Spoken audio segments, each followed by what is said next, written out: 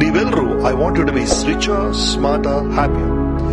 ನನ್ನ ಶೋನಲ್ಲಿ ವಿಜಯ್ ಸಂಕೇಶ್ ಅವರು ಬಂದಿದ್ರು. 5,000 ಲಾರಿಗಳಿದೆ ಅವ್ರ ಹತ್ರ. One of the richest people in Karnataka.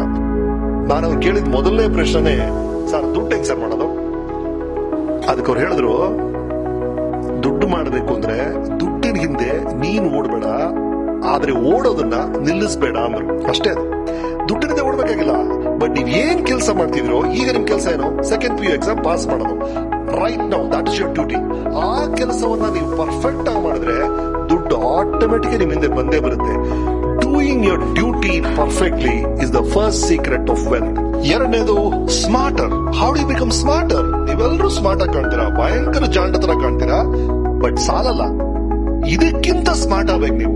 ಅದೇಗ್ ಮಾಡೋದು? ಒಬ್ಬ ಬರ್ತಾನೆ ಗರಗಸ ತಗೊಂಡು, ಮರ ನೋಡ್ತಾನೆ, ಕುಯ್ತಾನೆ 8 ಗಂಟೆ ಆಗುತ್ತೆ, ಮರ ಬಿಡುತ್ತೆ. ಇನ್ನೊಬ್ಬ ಬರ್ತಾನೆ, ಮೊದ್ಲು ಗರಗಸ ನೋಡ್ತಾನೆ, ಅಯ್ಯೋ ಶಾರ್ಪ್ ಇಲ್ವಲ್ಲ ಗರಗಸ ಅಂತ ಅರ್ಧ ಗಂಟೆ ಫಸ್ಟ್ ಗರಗಸನ ಶಾರ್ಪ್ ಮಾಡ್ತಾನೆ, ಆಮೇಲೆ ಶುರು ಮಾಡ್ತಾನೆ, 1 hour ಬೀಳುತ್ತೆ. That is called sharpening the tools ಅಂತ. ಗುರುವೆ ಬೆಳಗಿಂದ ಓದ್ದೆ ಗುರುವೆ, ಟೇಸ್ಟ್ ಅದು. ಹೇಗೆ ಓದ್ತಾ ಇದ್ದೀರಾ?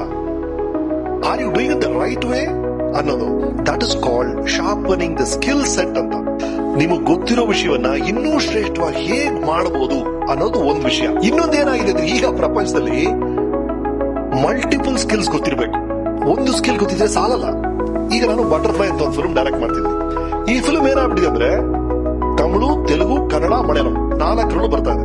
ಅವ್ರಿಗೆ ಎಂತ ಡೈರೆಕ್ಟರ್ ಬೇಕು ಅಂದ್ರೆ, ಅವ್ರು ತಮಿಳು ಗೊತ್ತಿರ್ಬೇಕು, ಕನ್ನಡನೂ ಗೊತ್ತಿರ್ಬೇಕು, ತೆಲುಗುನು ಗೊತ್ತಿರ್ಬೇಕು. ಆತರ ಇದ್ರೆ ಮಾತ್ರ ಆ ಪೊಸಿಷನ್ ಸಿಗುತ್ತೆ. ಹಾಗಾಗಿ ಎನಿ ಅಡಿಷನಲ್ ಸ್ಕಿಲ್, ನಿಮ್ ಫಿಸಿಕ್ಸ್, ಕೆಮಿಸ್ಟ್ರಿ, ಮ್ಯಾಥ್ಸ್ ಅದು ಓದ್ಕೊಳ್ಳಿ, ಅದು ಬೇಕಾಗುತ್ತೆ. ಅದ್ರ ಜೊತೆಗೆ ನೀವ್ ಏನಾರು ಹೊಸದಾಗಿ ಕಲ್ತ್ರು, ಅದು ಭಾಷೆ ಇರ್ಬೋದು, ಸಂಗೀತ ಇರ್ಬೋದು, ಅದು ಕೋಡಿಂಗ್ ಇರ್ಬೋದು, ಎನಿಥಿಂಗ್, ಅದು ನಿಮ್ಗೆ ಗೊತ್ತಿಲ್ಲದೆ ಇರೋ ರೀತಿಯಲ್ಲಿ ನಿಮ್ಗೆ ಸಹಾಯ ಮಾಡುತ್ತೆ. So you must multiply your skills, right? And then happier.